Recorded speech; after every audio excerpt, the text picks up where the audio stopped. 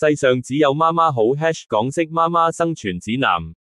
香港深水埗街市的空氣裏飄着魚腥味，我蹲在菜檔前挑揀着空心菜，耳邊突然炸開一串連珠炮似的廣東話：阿姐，你啲菜葉都黃咗邊啊？3蚊斤啦！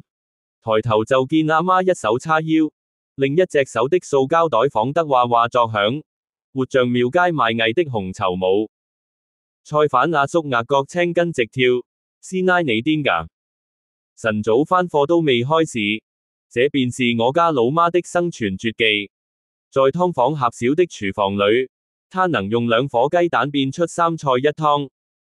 在颱風天搶購超市特價品時，她矯健的身手堪比武打明星。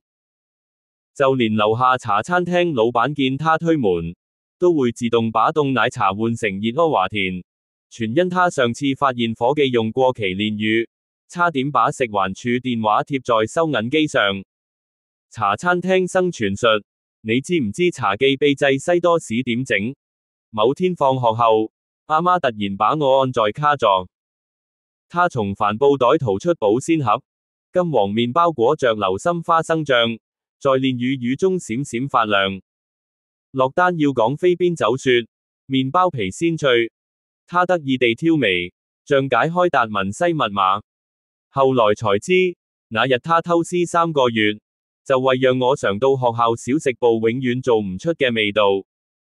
這份執着延伸到我每件校服，她總能在洗衣機罷工時，用臉盤猜出比洗衣店更挺的襯衫。我的白球鞋永遠雪白，因她發明用牙膏混蘇打粉的獨門配方。有次我發燒請假，睜眼見她正用蒸汽燙斗消毒枕巾，身影在晨光裏蒸騰如觀音娘娘的連座長雲。叮叮車哲學課，周日她愛帶我坐叮叮車漫遊，電車當當搖過北角春秧街，她指着晾滿唐樓的棉被說：睇到冇？嗰啲萬國旗先係香港真風景。經過中環玻璃幕牆，她又笑：呢啲冷氣流啊，凍過你阿媽個心。有次我數學考習，她突然在銅鑼灣站曳我下車，直奔時代廣場的扭蛋機。人生同扭蛋一樣，唔中都係濕濕碎啦。去年颱風山竹襲港，全城停擺，我們蜷在劏房聽風號，她卻翻出蠟燭教我煲糖水。驚咩啫？你老母連97金融風暴都捱過。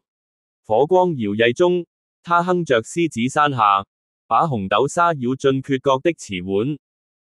那刻我突然明白，香港媽媽的愛，是茶餐廳凍飲不加價的慷慨，是街市砍價寸土不讓的倔強，更是颱風天裏把最後一塊馬蹄糕塞進兒女碗中的決絕。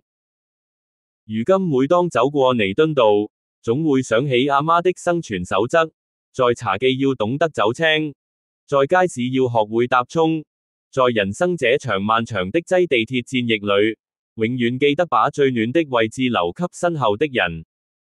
這座城市的霓虹燈再亮，亮不過劏房窗台上那盞等我夜歸的桌燈。